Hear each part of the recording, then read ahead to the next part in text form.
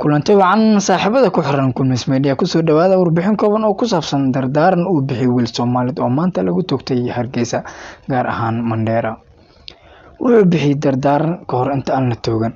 Wiilkan waxaa lagu magacaabi jiray Farxaan Maxamed Xasan, waxaana la sheegay in loo haystay dil uu hore u geystay gudoomiye maxkamadeed. Warkan lama hubo, balse xaqiiqdiisa Ilaah baa og. Dardaaranka uu bixiyay wiilka Soomaaliyeed wuxuu u dhignaa sida tan inta aan la toogan ka hor. Lacagtii la ii aruuriyay ubadkayga ha la siiyo marka laga reebo wixii shareecada qaybteeda ka siiso. Ninka la ii haysto ee la ii dilayo ma aanan dilin, markhaati igu furayana ma jiro.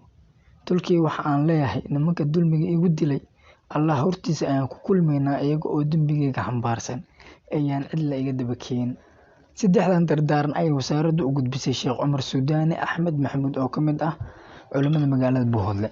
Wasaaradda Awqaafta ayaa ku raagtay in ay ku qanciso dhinaca kale in dib loo dhigo fulinta xukunkan, maadaama aanu Farxaan qiraal ahayn isla markaana aanay jirin markhaatiyo isla markaana ay shuhadadii mugdi soo gashay, balse way ku guuldareystay markii uu si adag u diiday soo jeedintaas Cali Axmed Shir oo ka socday dhinaca sheeganayay in uu Farxaan qof ka dilay.